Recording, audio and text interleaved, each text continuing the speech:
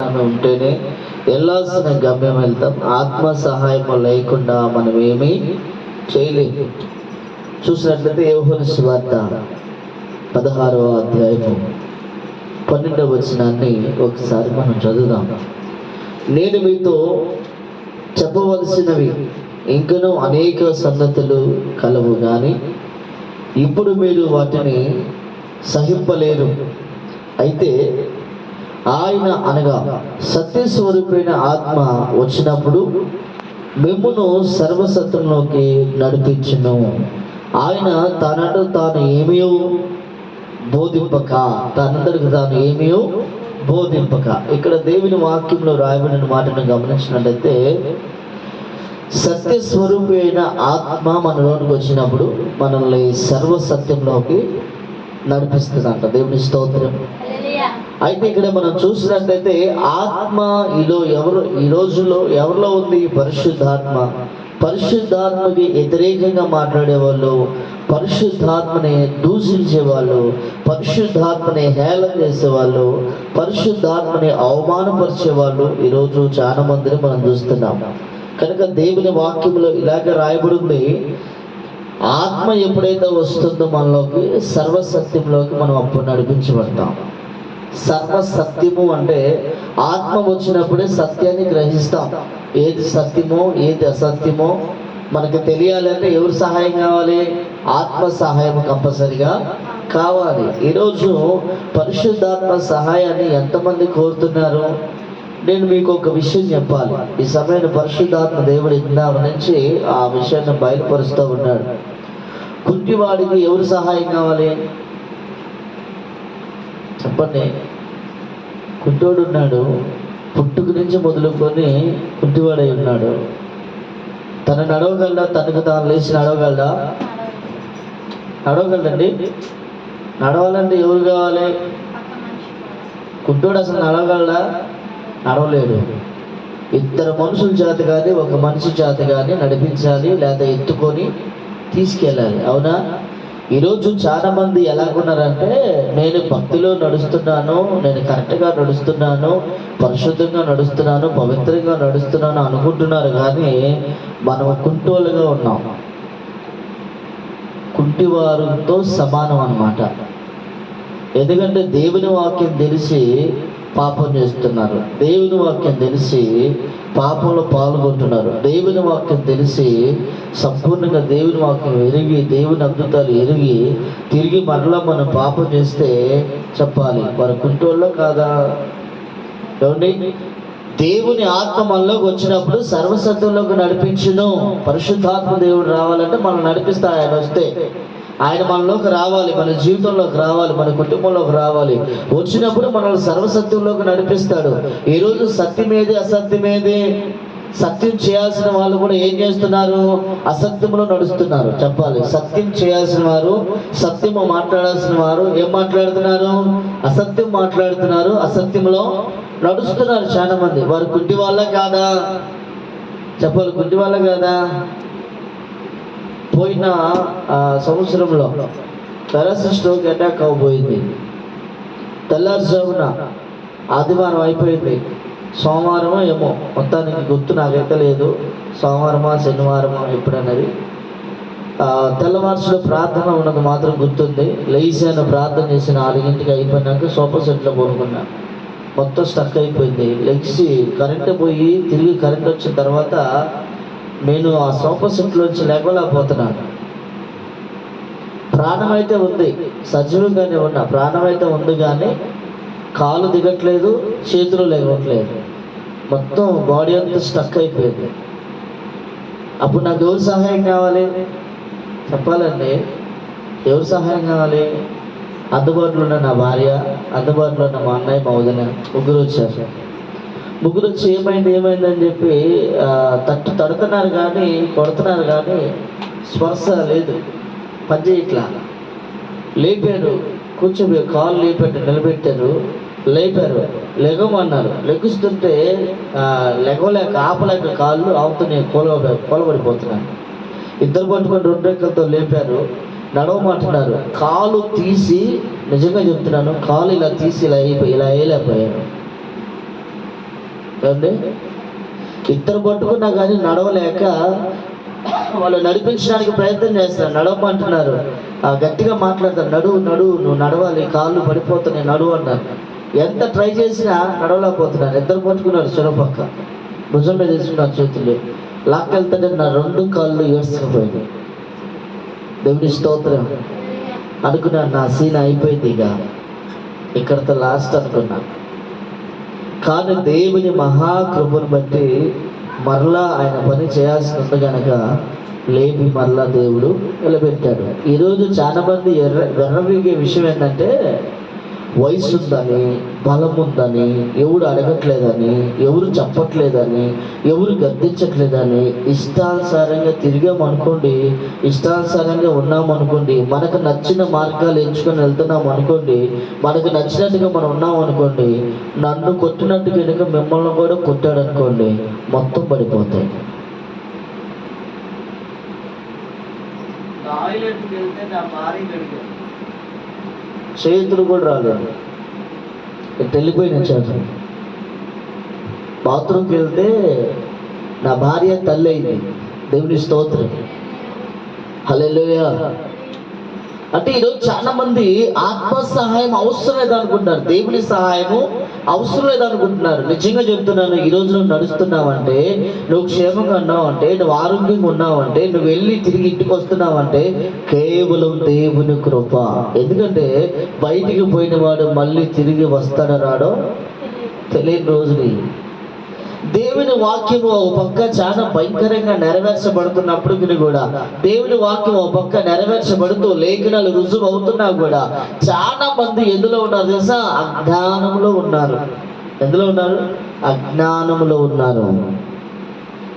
దేవుని వాక్యము స్పష్టంగా చెప్తుంది, రుజువు కనపడుతుంది. రుజువు కనపడినా కానీ అజ్ఞానంగా జీవించే వాళ్ళు, అజ్ఞానంగా బ్రతికే వాళ్ళు ఇష్టానుసారంగా, నేను చెప్తున్నాను, బలం ఉందని కానీ, ఆరోగ్యం ఉందని కానీ, ధనం ఉందని కానీ, మన ఇష్టం వచ్చినట్టు మార్గాల్లోకి మనం వెళ్ళిపోయి మన ఇష్టం వచ్చినట్టు కనుక మనం నడిస్తే, దేవుని ఆత్మ సహాయం నాకు అవసరం లేదని కనుక నువ్వు అనుకుంటే, ఖచ్చితంగా చెప్తున్నా, దేవుడు కొడతాడు, కొడితే లేకుండా అనుకుంటుంది. ఆస్తులు అమ్ముకోవాలి. ఏమనుకోవాలండి చెప్పాలి, ఏమనుకోవాలి? ఆస్తులు అమ్ముకున్నా బయటికి రావు, దేవుడు తలుచుకున్నాడంటే. హల్లెలూయా. ఈరోజు చాలా మంది ఆత్మ సహాయం అవసరం లేదనుకుంటున్నారు, దేవుని సహాయం అవసరం లేదు అనుకుంటున్నారు చాలా మంది. చాలా పొరపాటు. పరిశుద్ధాత్మ దేవుడు ఎప్పుడైతే మనలోకి వస్తాడో మనల్ని సర్వసత్యంలోకి నడిపిస్తాడు. పాపం ఏదో పాపం ఏదో తెలుసు చెప్పాలి, మంచి ఏదో తెలుసు. ఈరోజు మంచి ఏదో తెలుసు, పాపం ఏదో తెలుసు, కానీ చిన్నపిల్లలు ప్రవర్తించినట్టుగా కనుక ప్రవర్తిస్తే చెప్పాలి, రేపు అన్నిటికీ లెక్కొంది. ఇక్కడ ఎవరు అడగకపోవచ్చు, ఎవరు క్వశ్చన్ చేయకపోవచ్చు, ఎవరు నిన్ను నిర్ణయించకపోవచ్చు, ఎవరు నిన్ను గర్తించకపోవచ్చు, కానీ రేపు దేవుడు ఖచ్చితంగా నిలబడతాడు నిన్ను. రేపు దేవుడు నిలబెట్టి నేను అడగటం గ్యారెంటీ. తప్పించుకోవడానికి మాత్రం చెప్పాలి, అవకాశాలు ఉన్నాయా? లేవు. ఎన్ని అవకాశాలు ఇప్పుడు ఉన్నాయని నువ్వు పాపం చేస్తున్నావు, ఎంత అవకాశం ఉందని ఇప్పుడు మనం పాపం చేస్తున్నాము, ఎంత అవకాశం మన ఇష్టం వచ్చినట్టు మనం నడుస్తున్నాము. ఆత్మ సహాయం అక్కర లేదని ఎందరైతే అనుకుంటున్నారు వారందరూ కూడా దెబ్బతినబోతున్నారు. హల్లెలూయా. కనుక దయచేసి మనము చాలా జాగ్రత్తగా ఉండాలండి. మనం సర్వసత్యంలో నడవాలంటే పరిశుద్ధాత్మ సహాయం మనకి కావాలి. పరిశుద్ధాత్మ సహాయం లేకుండా ఏమీ కూడా మనము చెప్పాలి, ఏమీ కూడా మనము చేయలేము. దేవుని స్తోత్రం. ఒకసారి చూద్దామండి, మొదటి కొరింథీ రాసిన పత్రిక 2వ అధ్యాయము 14వ వచనం మనం చూసినట్లయితే, ప్రకృతి సంబంధమైన మనుషుడు దేవుని ఆత్మ విషయములను అంగీకరింపడు, అవి అతనికి వెర్రితనముగా ఉన్నవి. ఎటున్నాయంట చెప్పాలి. ప్రకృతి సంబంధమైన మనుషుడికి ఆత్మ సంబంధమైన విషయాలు ఎలా ఉంటాయంట? వెర్రితనంగా ఉంటాయి. అబ్బా భలే చెప్పు వచ్చాడు, అవునా నిజమా, అలా అయిందా, అలా అవునా నిజమా, అలా అయిందా, చాలా చూశాను నేను. చాలా మంది చెప్తున్నారు, అవునా నిజమా, అలాగవదంటగా, అలాగైద్దా? ఖచ్చితంగా అయింది. ఎవరికి అర్థం కాదంటే ప్రకృతికి సంబంధించిన వ్యక్తికి అర్థం కాదంట. అంటే లోక సంబంధమైన వ్యక్తికి అర్థమైందా? చెప్పాలంటే లోకంలో ఉన్న వారికి ఏమాత్రం కూడా అర్థం కాదు. ఎవరికి అర్థమైంది? ఆత్మ సంబంధమైన వ్యక్తికి సంపూర్ణంగా అర్థమైందంట. ఈరోజు చాలా మంది ఎవరు ఆత్మ సంబంధమైన వ్యక్తులు, ఎవరు ప్రకృతి సంబంధమైన వ్యక్తులు? ఈరోజు ప్రకృతి సంబంధమైన వ్యక్తులు అనగా లోకానికి సంబంధించిన వారు, పాపానికి సంబంధించిన వారు, పాపంలో బ్రతికే వాళ్ళు. అయితే అటు వారి కంటే దేవుని మాటలు, దేవుని ఆత్మ విషయమై వెర్రితనంగా కనపడుతుంది. అట్ట చెప్పాలట వెర్రితనం. అవునా నిజమా? పోతనే ఉంటావు, కాళ్ళు పడిపోతావు. చెప్పాలి. క్రిస్టియన్ పాలెంలో వరుస పెట్టింది మొన్న, మొత్తం యవనస్తులే. రోజుకొకరు చనిపోయారు. రోజుకొక బాడీ శ్మశానంలోకి వెళ్తుంది, రోజుకొక బాడీ. మాకు భయం వేసింది, ఇదేంటి రోజుకొకరు చనిపోతున్నారు, రోజుకొకరు చనిపోతారు. ఈ రోజు కూడా ఒకరు చనిపోయారు. రోజుకొకళ్ళు ఎగిరిపోతున్నారు కనపడకుండా. నీ టైం ఎక్కడుందో గుర్తుపెట్టుకో. ఎర్ర వీగామంటే యవ్వనాన్ని బట్టి, డబ్బుని బట్టి, ఉన్నదాన్ని బట్టి ఎర్ర వీగామంటే ఖచ్చితంగా నువ్వు ఎక్కడ ఆగుతావో, ఎక్కడికి పోయి ఆగాలో అక్కడ ఆగాల్సి వచ్చింది. కనుక దేవుని ఆత్మ సహాయం కంపల్సరీ కావాలి. దేవుని సహాయం కంపల్సరీ కావాలి. ఆయన లేకపోతే మనం ఏమీ కూడా చెయ్యలేము. దయచేసి ప్రకృతి సంబంధించిన వారిగా ఉండబాకండి, లోక సంబంధమైన వారిగా ఉండబాకండి. ఆత్మ సంబంధం గల వారై ఉండండి. మీకు ఎవరు కూడా సలహా చెప్పకూడదు, మీరే ఇతరులకు చెప్పాలి. చెప్పాలంటే ముందు దేవుని వాక్యాన్ని బట్టి నువ్వు జీవించాలి, దేవుని వాక్యం ప్రకారంగా నువ్వు బ్రతకాలి, దేవుని వాక్యం ప్రకారంగా ముందు నువ్వు నడవాలి. ఏమంటే లోకంలో ఉన్న వారికి లోక సంబంధాలు చెప్పామనుకోండి, ఎగతాళి చేస్తారండి, ఎక్కిరిస్తారు. మిమ్మల్ని అందరినీ కూడా ఒక మాట సూటిగా మీరు చూపించాలనుకుంటున్నాను నేను. మత్తయి సువార్త 24వ అధ్యాయం. అసలు మనం ఏ పరిస్థితుల్లో ఉన్నామో మీకు అర్థం కావాలి. మత్తయి సువార్త 24వ అధ్యాయం 3వ వచనం. మీరు ఎవరన్నా వాళ్ళు చదువుతారా? మళ్ళీ పాస్టర్ గారు కావాలని మాట్లాడుతున్నాడని అంటారు. చదువుతారు మీరు ఎవరన్నప్పుడు?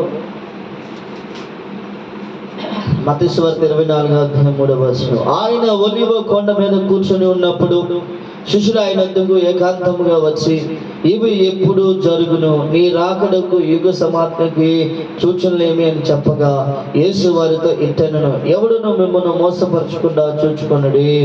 అనేకులు నా పేరిట వచ్చి నేనే క్రీస్తునని చెప్పి పలువురిని మోసపరచెదరు. మరియు మీరు యుద్ధమును గూర్చియు, యుద్ధ సమాచారమును గూర్చియు వినబోదురు.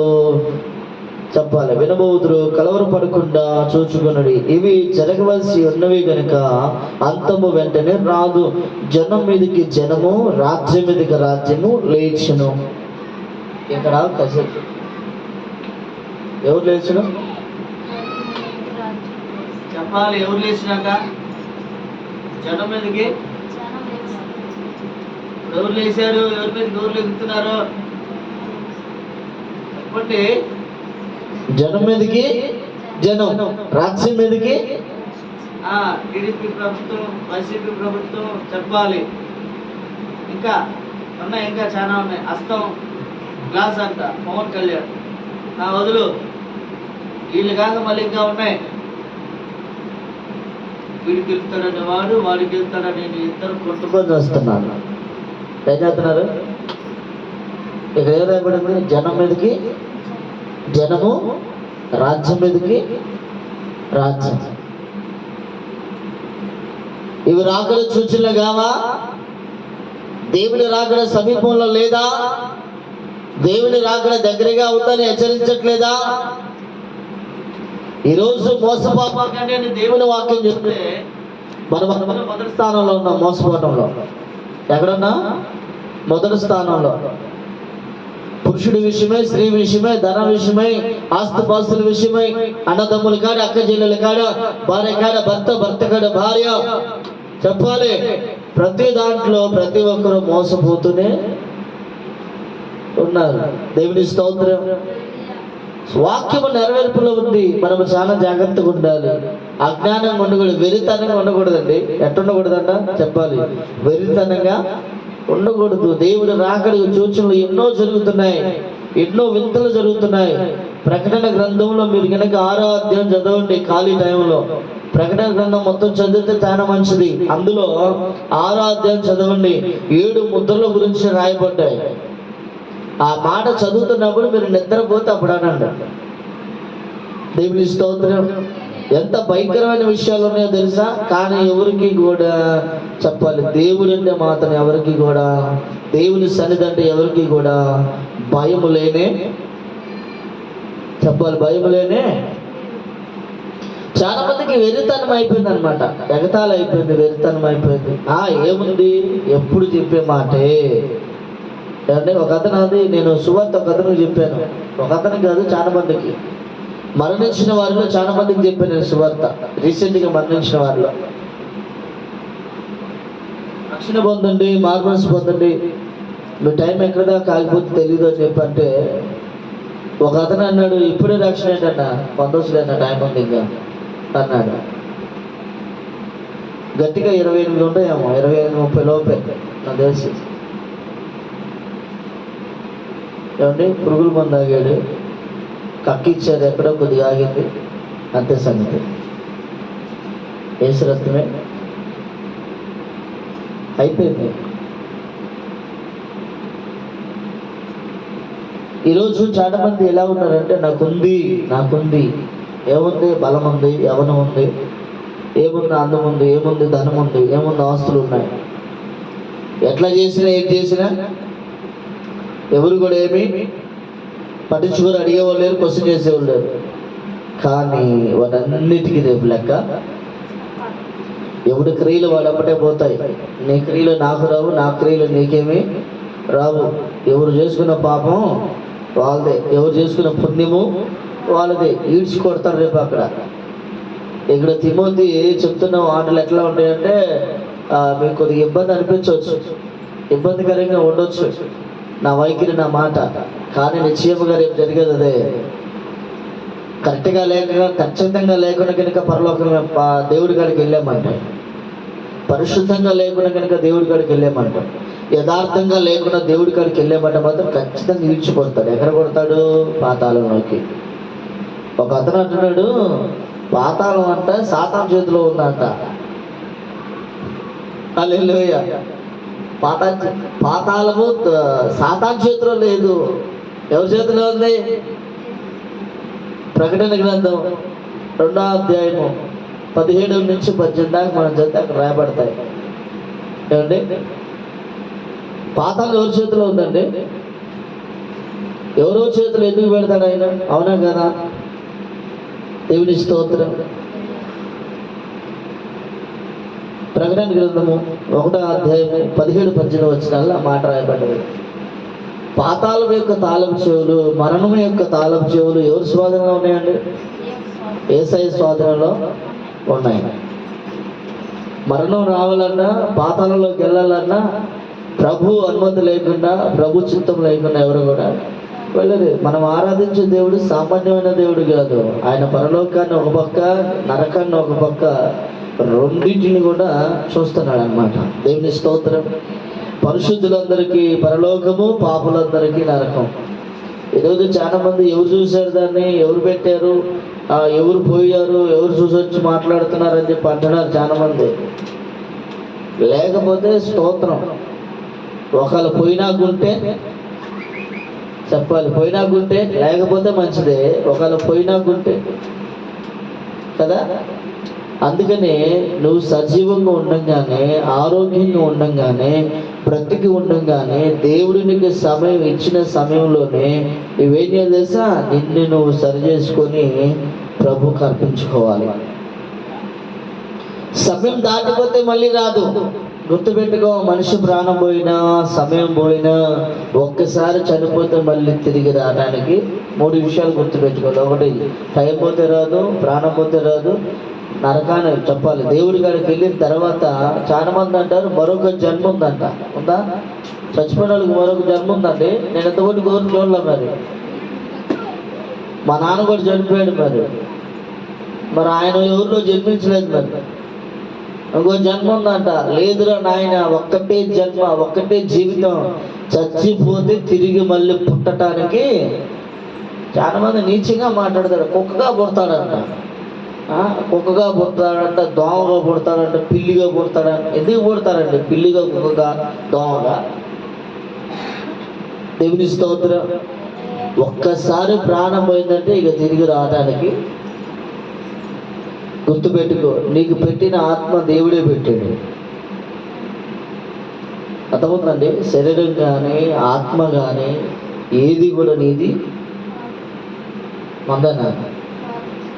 మరి దీంతో మన ఇష్టం వచ్చినట్టు చేస్తున్నాం, మరి చేయట్లేదా? చేస్తున్నాం లేదా? శరీరం నీది కాదు, ఆత్మ నీది కాదు. మరి ఏది నీది కానప్పుడు మరి శరీరం కూడా పరిశుద్ధంగా ఉండాలా లేదా? చెప్పండి, ఉండాలా లేదా? చూద్దాం ఒకసారి. ఆదికాండము 2వ అధ్యాయము 7వ వచనాన్ని ఒకసారి చదవండి. అక్కడేం రాయబడ్డది? నీ దేవుడైన యెహోవా నేల మట్టితో నరుడిని నిర్మించి వాని నాసికారంధ్రం జీవవాయువును ఊదగా నరుడు జీవాత్మాయను. ఏమయ్యాడంట? నరుడు జీవాత్మాయను. శరీరాన్ని ఇచ్చింది ఎవరు? చెప్పేది. శరీరాన్ని ఇచ్చింది ఎవరు?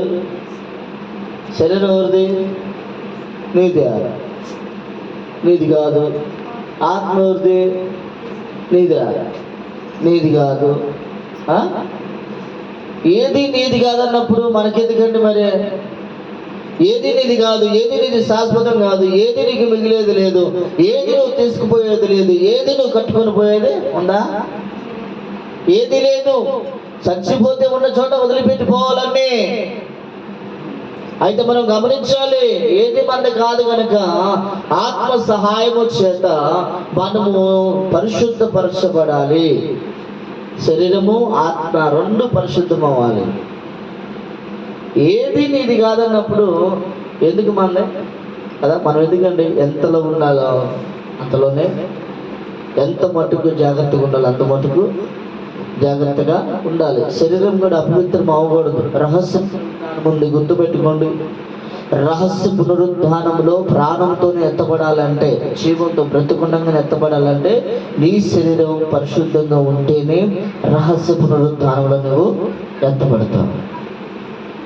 శరీరం కనుక అపవిత్రమైన అనుకోండి, రహస్య పునరుద్ధానంలో ఎవరు ఎత్తబడలేరు, వారు సేవకులు అయినా సరే. దేవుని స్తోత్రం.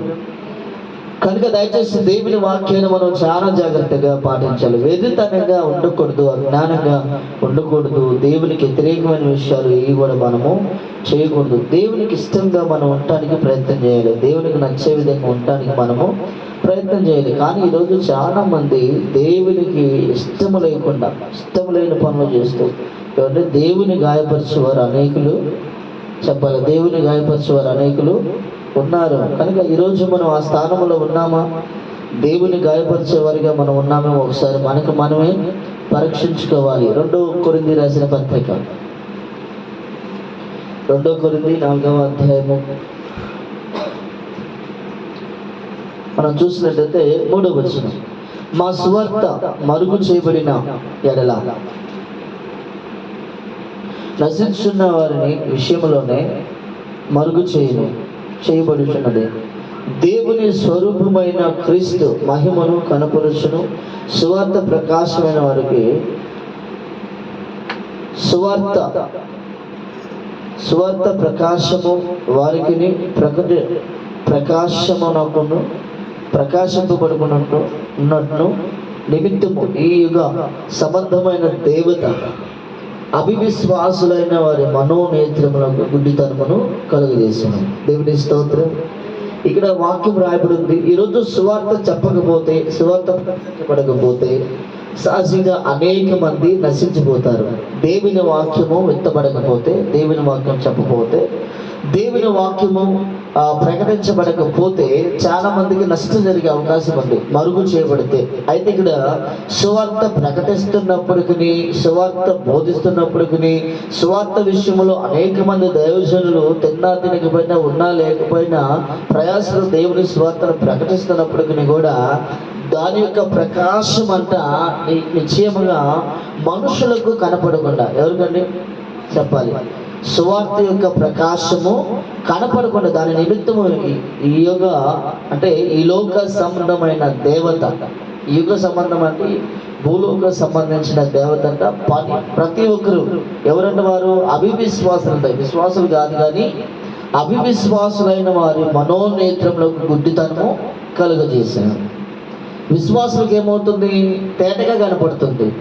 అవివిశ్వాసులకు ఏం కనపడుతుంది? గుడ్డితనంగా కనపడుతుంది. ఈ మాట మీకు అర్థమవుతుందా? నేను మళ్ళీ చెప్తున్నాను. సువార్త మరుగు చేయబడితే ఏమవుతుంది? సువార్త అందని ప్రాంతాలు ఇప్పటికీ చాలా ఉన్నాయి, సువార్త లేని ఏరియాలు చాలా మంది ఉన్నాయి. యేసు ప్రభువు ఎవరో తెలియకుండా చనిపోతున్న వాళ్ళు చాలా మంది ఉన్నారు. అర్థమవుతుందండి? వారికి మరుగు చేయబడింది. అయితే ఇక్కడ మనం చూసినట్లయితే దాని విషయంలో మరుగు చేయబడలేదు. ఈరోజు చాలా మంది చాలా ఊర్లు, చాలా ఏరియాలు వెళ్తున్నారు. వెళ్ళలేని దూరం కూడా చాలా మంది దైవజనులు వెళ్తున్నారు. కాబట్టి కార్లు వేసుకొని, బైక్లు వేసుకొని, తిన్నా తిరిగిపోయినా వెళ్ళిపోయి దేవుని సువార్తను ప్రకటిస్తున్నారు. అయితే ఇక్కడ దేవుని సువార్త దాని యొక్క ప్రకాశం అంతా ఎవరికి కూడా కనపడకుండా, ఎవరికి కనపడకుండా? అవివిశ్వాసులైన వారికి. విశ్వాసంలో ఉన్నవారికి కాదు, ఆటోమేటిక్గా యేసు రక్తంలో కడగబడి యేసు ప్రభువుని చేత ముద్రించబడ్డవారు, దేవుని వాక్యంలో కట్టబడ్డ వారికి యేసయ్య ఎలాంటి వాడో, ఆయన ఎంత గొప్పవాడో, ఆయన కార్యాలు ఎలా ఉండి అందరికీ తెలుసు. ఎవరికి? విశ్వాసులకి. అవివిశ్వాసుల కంట సత్యమనే ప్రకాశము, దేవుని వాక్యం అనే ప్రకాశమైన దాన్ని కనపడకుండా ఇహలోకమందున్న దేవత ఏం చేసిందంట? మనోనేత్రాలను అనగా గుడ్డితనం చేసింది, కనపడకుండా. ఈరోజు నిజంగా చాలా మంది కూడా దేవుని వాక్యం మీద బురద చల్లేవారు కానీ, దేవుని విమర్శించేవాళ్ళు కానీ, యేసుప్రభువుకి ఎదురు మాట్లాడేవాళ్ళు కానీ మనం చూసినట్లయితే వీళ్ళందరూ కూడా ఎవరో తెలుసా? గుడ్డితనంలో ఉన్నవారే అని చెప్పాలి. నిశ్చయముగా దేవుని ఎరిగి పాపములో ఉన్నవారిని కూడా మనం గమనించినట్టయితే అక్కడ కూడా రాయబడింది. ఏమని తెలుసా? అక్కడ కూడా రాయబడింది, నిజంగా దేవుని ఎరిగిన వారైతే ఏం చేస్తారండి? చెప్పాలి. దేవుని ఎరిగిన వారైతే ఏం చేస్తారు? దేవుని వాక్యాన్ని సంపూర్ణంగా తీసుకుంటారు. ఈరోజు దేవుని ఎరిగిన వారు కూడా ఏం చేస్తున్నారు? చెప్పాలి, పాపం చేస్తున్నారు. చేయట్లేదా? దేవుని ఎరిగిన వారు పాపం చేస్తున్నారు లేదా? చాలా మంది హైందవ సోదరులు కానీ, ముస్లిం సోదరులు కానీ మారకుండా ఉండటానికి కారణం ఏంటి తెలుసా? రక్షణ పొంది నువ్వు పాపం చేయటం, అది వాళ్ళకంట పడటం. వాళ్ళు చూసి ఏమంటున్నారు తెలుసా? రక్షణ పొందిన వాళ్ళే సరిగా లేరు. అవునా? రక్షణ పొందిన వాళ్ళే సరిగ్గా లేరు. ఇంక మేమేం పొందుతాం, ఇంక మేమేం మారుతాం? ముందు వాళ్ళు మారమలే, ముందు వాళ్ళు స్టడీ అయితే, వాళ్ళు ముందు చక్కగా ఉంటే ఆటోమేటిక్గా మేము వస్తాం. మన జీవితం, మన బ్రతుకు ఎదుటి వారికి సాక్షాత్తంగా నిలబడాలి. చెప్పాలి, మన జీవితం, మన బ్రతుకు ఎదుటి వారికి సాక్షాత్తంగా కనపడాలి. నువ్వు సువార్త చెప్పాల్సిన అవసరం లేదు. నేను చూస్తే వాళ్ళు మేము కూడా ఇంతో పాటు ప్రార్థనకు వస్తామని చెప్పాలి. రక్షణలో ఉన్న మనమే రాము, రక్షణలో ఉన్న మనమే దేవుని సువార్తని పక్కన పెట్టేస్తాం. ఈరోజు నిజంగా ఎవరు నేత్రాలు మూయబడ్డాయి? అవివిశ్వాసులైన వారి నేత్రాలు మూయబడ్డాయా? విశ్వాసంగా ఉన్నవారి నేత్రాలు మూయబడ్డాయా? ఎవరి నేత్రాలు మూయబడ్డాయండి? సత్యం కనపడకుండా, ఆ ప్రకాశమైన ఆ గొప్ప కార్యం కనపడకుండా ఎవరి నేత్రాలు మూయబడ్డాయి? చెప్పాలంటే ఈరోజు నిజంగా దేవుని ఎరిగిన పిల్లలు ఎక్కడుండాలి? ఎక్కడుండాలండి?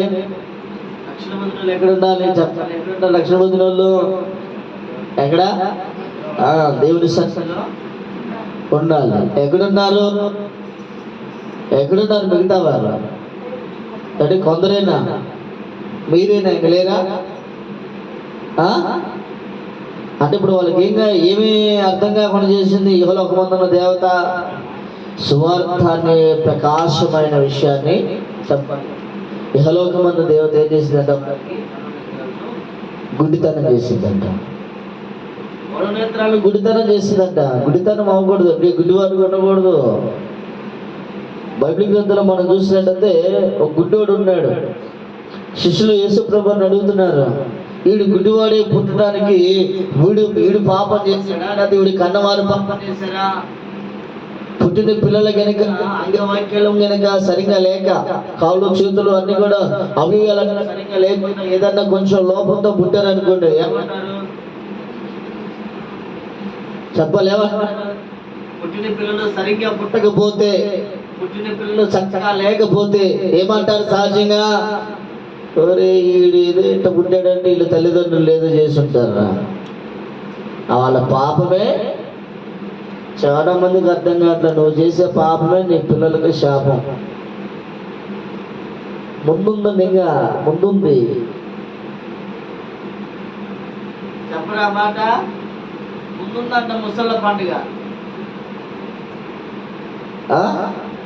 ముందుంది. ఇంకా జీవితం చాలా ఉంది, భవిష్యత్తు చాలా ఉంది ముందు. అదంతా కూడా చక్కబడాలంటే, మీ పిల్లలు ఆశ్చర్యకరంగా ఉండాలంటే, మీ పిల్లలు దీవెనకరంగా ఉండాలంటే మనం కరెక్ట్గా ఉండాలి. మనం ఖచ్చితంగా ఉంటే మనం ఉన్న విధానాన్ని బట్టి పిల్లల మీదకి చెప్పాలి. మీరు చేసే భక్తి రేపు మీ పిల్లలను కాపాడుతుంది. మీరు గుడ్డోళ్ళలాగా ఉండకూడదు, సత్యం కనపడుతుంది, సత్యంలోనే ఉండాలి. గుడ్డివారిగా ఉండమాకండి, గుడ్డోళ్ళలాగా ఉండకూడదండి. ఈరోజు చాలా మంది సత్యం కనపడుతున్నా కానీ గుడ్డోళ్ళలాగా ఉంటున్నారు. చెప్పాలండి, పాస్టర్ ఆదివారం ఒక్కరోజే వచ్చేదానికి, మిగతా రోజులు మన ఇష్టం. మనము డ్యాన్సులు వేస్తాము, ఎగురుతాము, గంతులు వేస్తాము, అన్ని పండగలు, అన్ని హోలీలు అన్నీ చేస్తాం. 1, 2 కూడా కాదు. దేవుని స్తోత్రం చెప్పాలి, అన్నీ చేస్తామంట. ఎందుకంటే పాస్టర్ వచ్చేది ఒకరోజే కదా, మిగతా రోజుల్లో రావట్లేదుగా, మానేశాడుగా, అందుకే. కానీ పాస్టర్ వచ్చి చూసినా చూడపోయినా చూసేయన ఉన్నాడు. 2 దేవదూతలు ఎప్పుడు నీ పక్కన ఉంటారంట. మంచి రాసేవాళ్ళు, చెడు రాసేవాళ్ళు. చివరికి ఏది నిలుస్తుందో, దేన్ని బట్టి నువ్వు ఎక్కువ ఏం చేసావో, ఎక్కువగా ఇందులో నువ్వు పాల్గొన్నావో దాన్ని బట్టి రేపు దేవునికి లెక్క. రోమా రాసిన పత్రిక, రోమిలకు రాసిన పత్రిక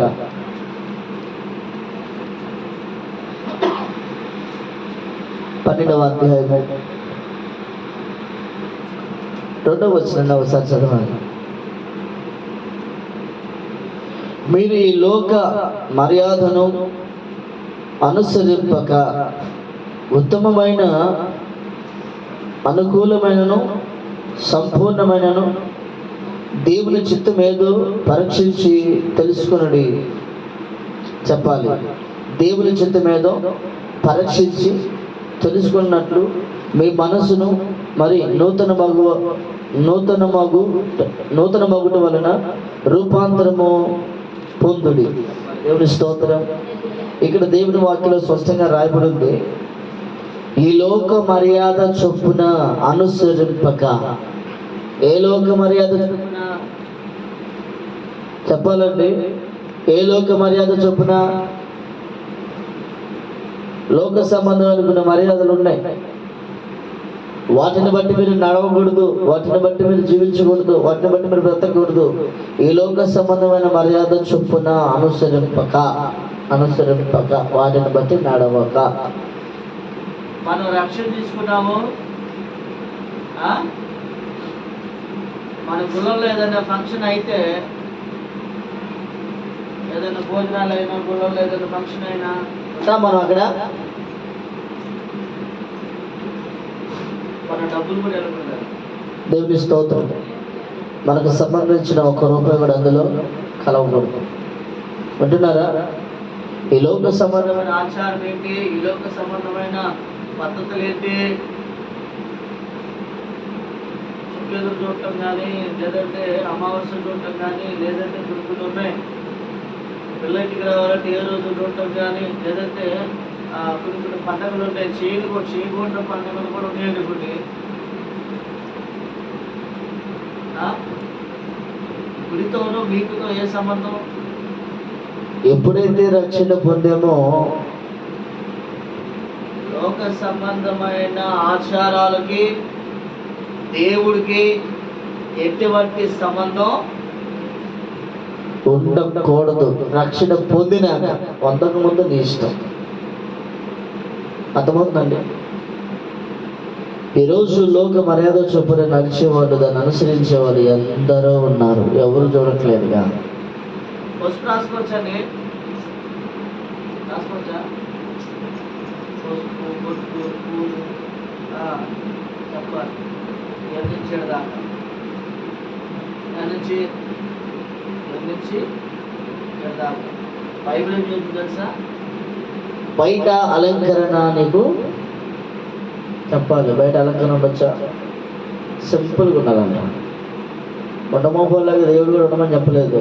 సింపుల్గా కానీ పడకూడదు, కానీ ఉండాలి అంతే. ఈరోజు చాలా మంది విషయంలో లోక సంబంధమైన మర్యాద, లోక సంబంధమైన ఆచారం, లోక సంబంధమైన పద్ధతుల్లో మునిగి తేలుతున్న వారు చాలా మంది ఉన్నారు. దేవుల్లో ఉన్న వాళ్ళే. ఎవరండి? దేవుల్లో ఉన్నవాళ్ళే.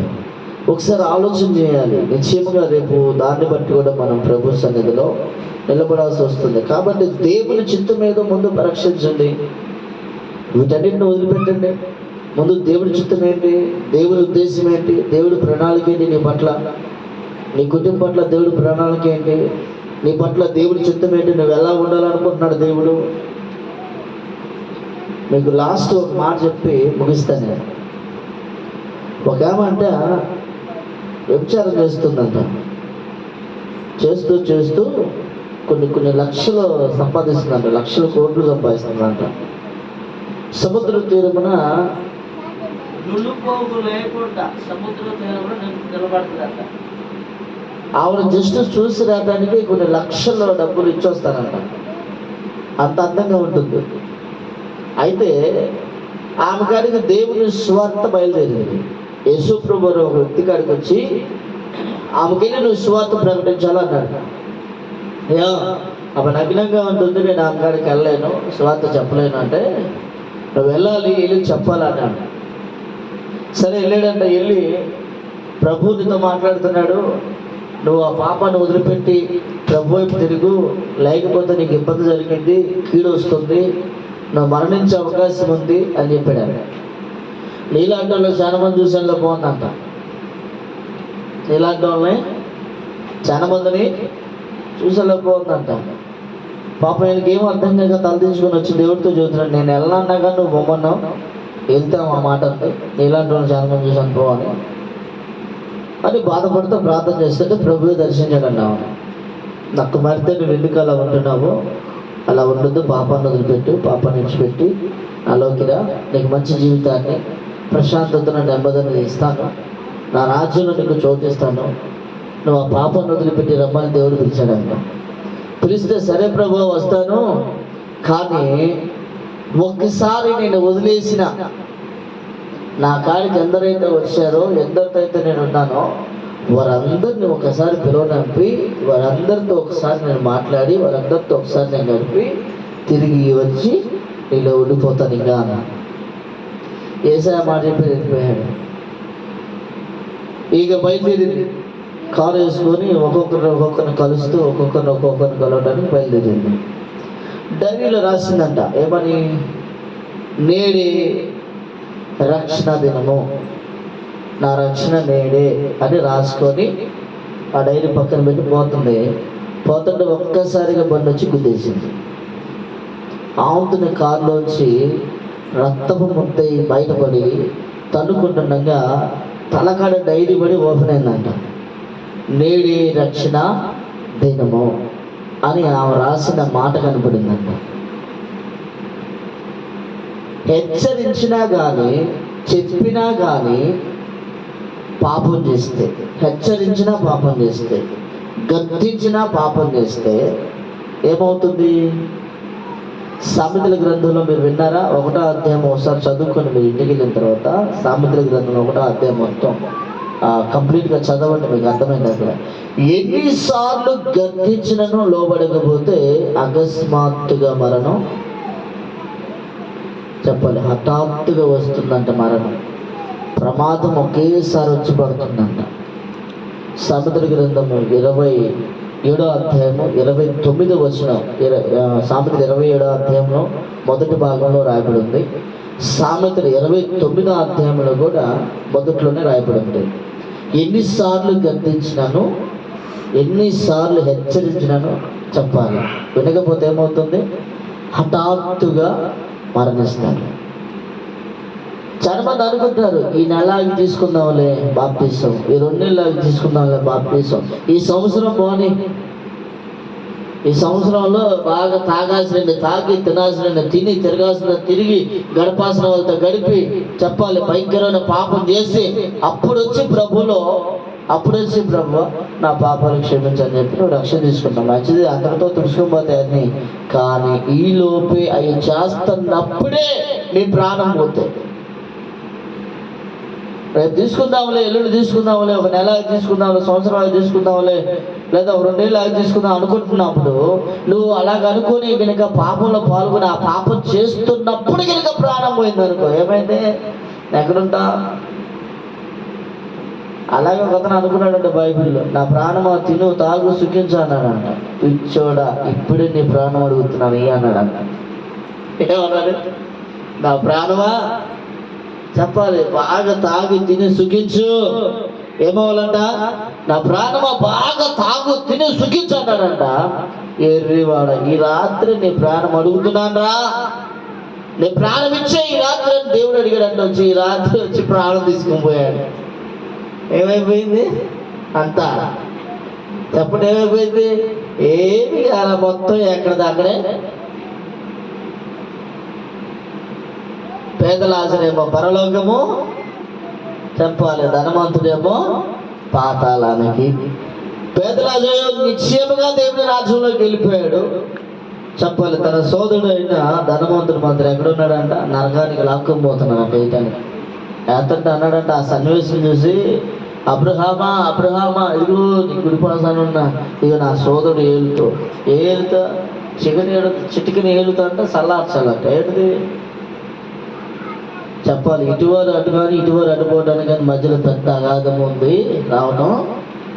ఇక్కడ వేదన ఉందని, ఇక్కడ బాధ ఉందని, ఇక్కడ నరకం ఉందని, ఇదిగో ఇక్కడ తీరన బాధ ఉందని, ఇక్కడ పొల్లు కొరుకుటయు అరుపులు కేకలు ఉన్నాయని, అగ్ని ఆరదని, పురుగు చావదని, ఇదిగో నేను చూస్తున్నాను ఇక్కడ, దయచేసి నాకు ఒక అవకాశం ఇవ్వండి, నేను భూలోకానికి వెళ్ళి నా వారందరికి చెప్పుకొని వస్తాను, నా వారందరికి నేను సువార్త చెప్తాను. ఇదిగో భూలోకంలో నిక్షేమంగా ఉన్నప్పుడు మీరు వినకపోతే నరకం ఉంది, అందులో పడితే ఇంకెన్నటికి మీరు బయటికి రాలేరు, ఆ వేదంలో పడితే ఇంకెన్నటికి బయటికి రాలేరు, దయచేసి మీరందరూ మారండి సహోదరులారా అని చెప్పి నా సహోదరులకు సువార్త చెప్తాను, దయచేసి నన్ను పంపించండి అని చెప్పి అడిగాడంట. అయితే ఆయన అన్నాడు కదా, ఒక్కసారి ఇక్కడికి వస్తే మళ్ళీ పోవడం, చెప్పాలి, ఒక్కసారి పాతాళంలో పడితే మళ్ళీ తిరిగి రావడానికి ఎటువంటి అవకాశాలు ఉండవు. అయితే వెంటనే అడుగుతున్నాడు, భూలోకంలో ఏలియా లాంటి వారు ఉన్నారు, మోషే లాంటి వారు ఉన్నారు, వారు చెప్పిన సువార్తను విని ఆ వాక్యమును నమ్మి విశ్వసించి మారుమనసు పొంది రక్షణ పొందితే ఎవడు కూడా ఇక్కడికి అన్ననే రాదు. ఈరోజు మనం వాక్యం వింటున్నాము, చక్కగా మరి బాప్తిసాలు పొందుతున్నాము, మరి ప్రతి నెలలో బల్ల పొందుతున్నాము, అంతా బాగానే ఉంది. చేయాల్సిన పాపం మాత్రం చేయాల్సిన పాపం కూడా బాగానే చేసామనుకోండి, ఒకవేళ ఖచ్చితంగా విడవబడుతుంది. జాగ్రత్త, ఎందుకంటే ఈ రాత్రి నీ ప్రాణం పోవచ్చు. ఈ రాత్రి 12 గంటలకి, చెప్పాలి, ఈ రాత్రి 12 గంటలకి తిమోతి టైం అయిపోయింది అని కనుక అన్నాడు అనుకోండి, దాన్ని నువ్వు ఆపలేవు, నేను ఎవరు ఆపలేరు. టైం అయిపోతే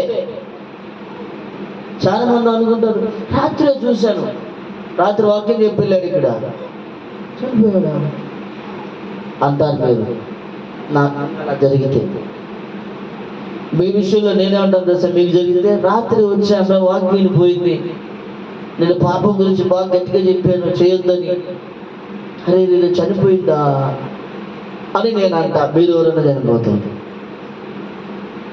అర్థమవుతుందా? మనిషి జీవితం, మనిషి ఆయుష్ నీటి మీద బుడక లాంటిది, గట్టి పువ్వు లాంటిది, గడ్డి లాంటిది.